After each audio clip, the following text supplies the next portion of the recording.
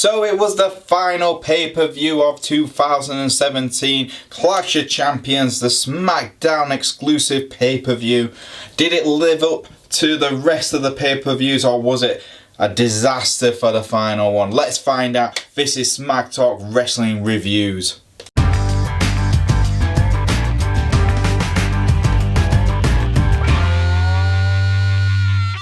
So we started off the pay-per-view at the kickoff show with Mojo Rawley taking on his former tag team partner Zack Ryder. The two former Hype Bros taking each other on, and I'm not going to lie, it was actually quite well performed. Yes, Mojo still looks quite green around the gills compared to his former partner Zack Ryder, but it was still very entertaining to watch. Both guys were very much heavy hitting each other until Mojo got the win with his stupid Mojo punch.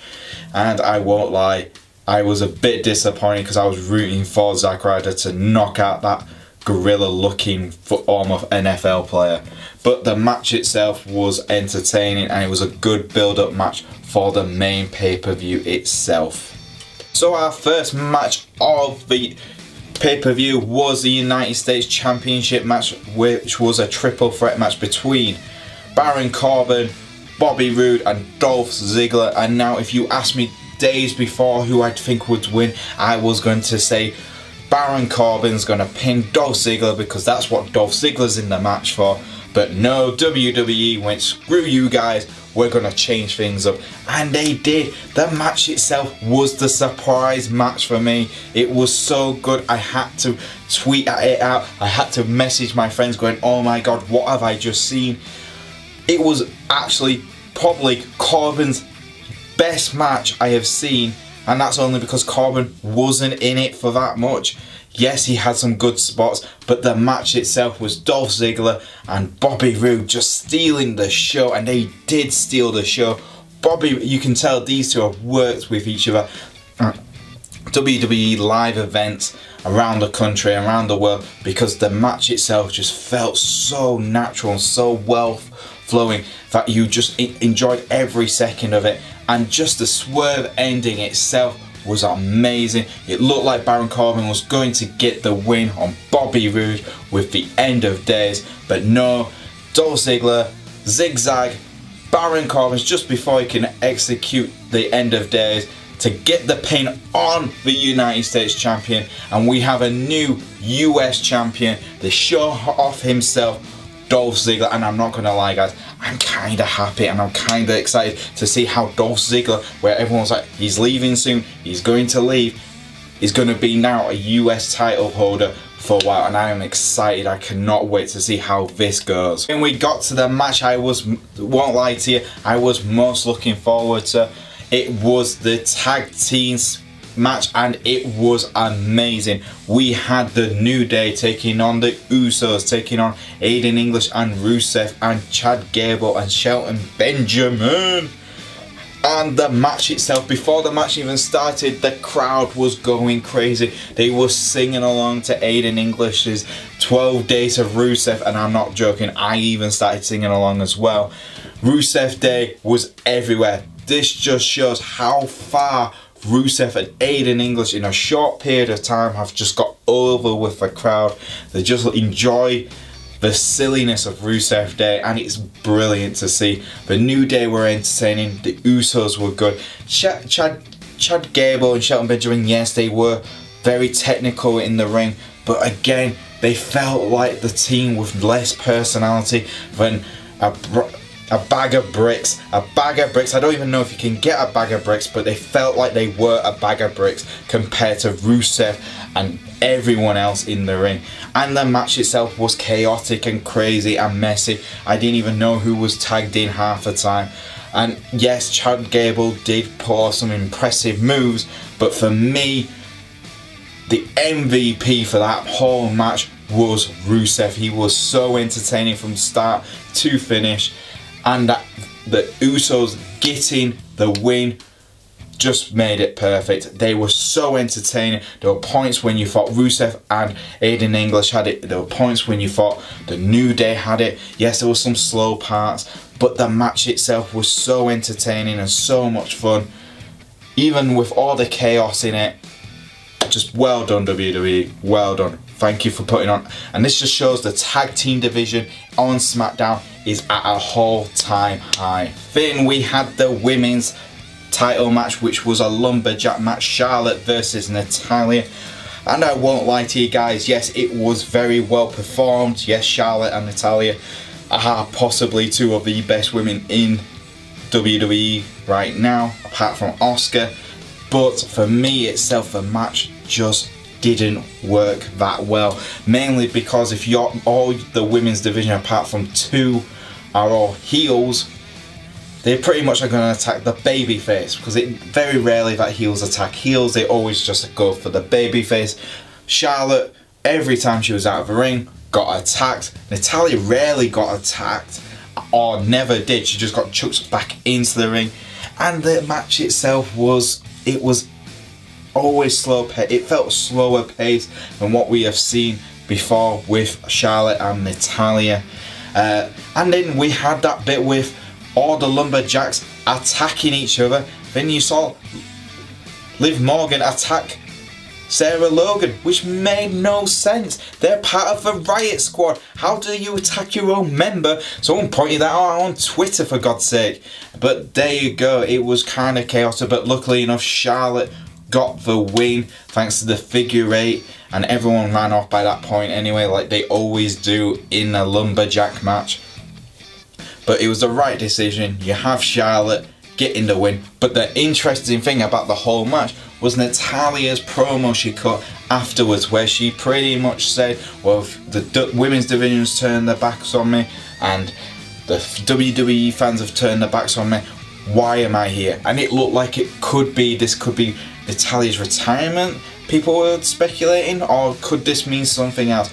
I kind of look forward, it added something to a very mediocre match itself. But Charlotte definitely proved she's the best women's wrestler in the whole company, and that's because she performed a great match. Her performance in that match itself was well performed. Then we had the Bludgeon Brothers taking on Breezango, and I'm not going to lie guys, it was just a squash match, and it's a shame really, because I really enjoy Breezango's fashion files and they're entertaining, but it had to happen. The Bludgeon Brothers are very, very much like on the up. They can't have a loss just yet in the tag team division, but the match itself was so easily squashed.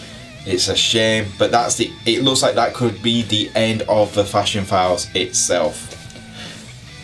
Then we had our next tag team match, which was Kevin Owens and Sami Zayn teaming up to take on Randy Orton and Nakamura, with two special guest referees in Daniel Bryan and Shane O'Mac. If Sami and Kevin had lost, they would have to leave the WWE for good. And to be honest, this was a very entertaining match, very chaotic, but entertaining as hell.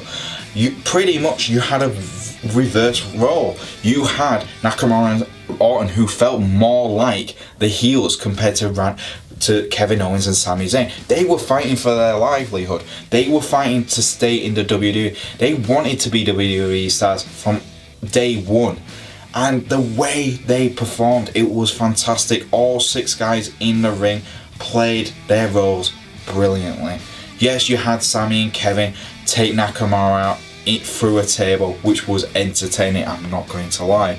But you had Randy Orton and what seemed like Shane O'Mac teaming up to try and everything to count Kevin Owens and Sami Zayn out.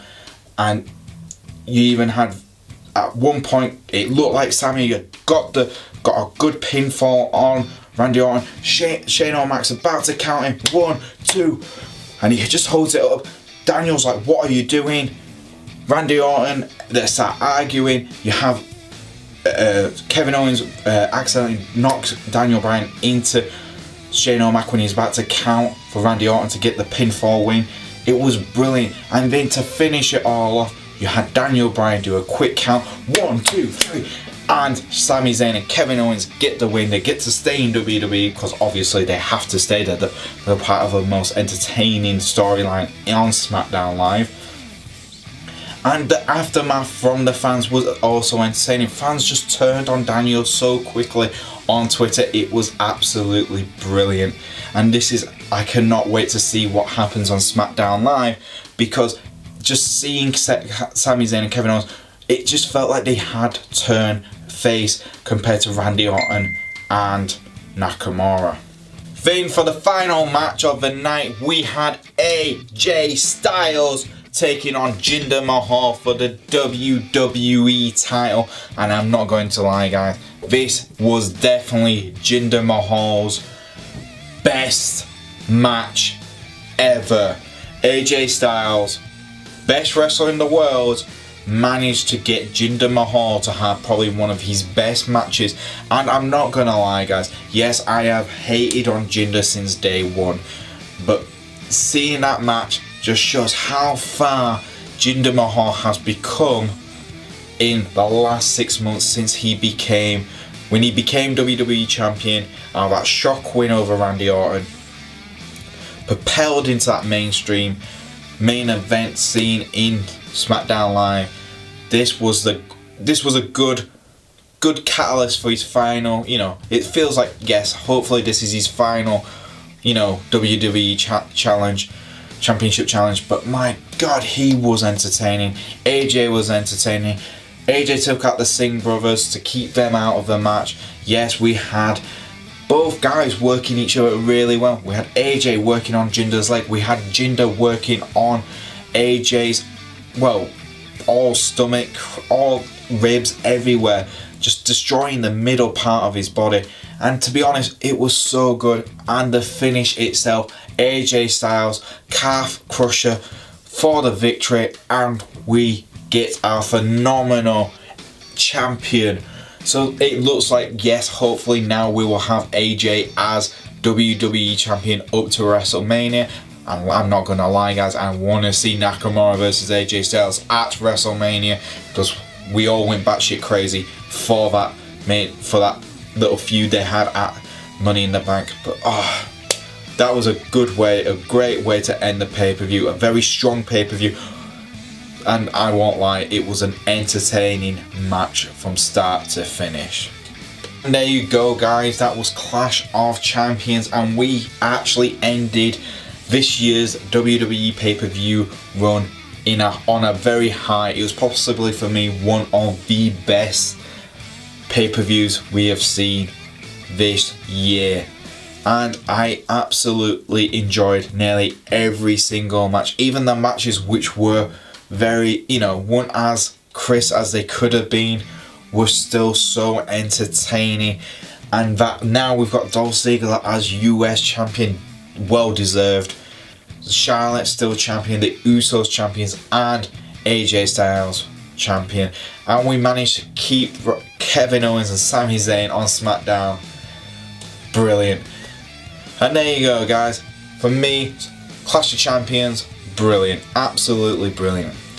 But I want to hear what you guys have to say. Did you think this pay-per-view was any good? Did you think it was a load of rubbish? Tell me in the comments below. Tell me how wrong I was about the whole pay-per-view if you have to.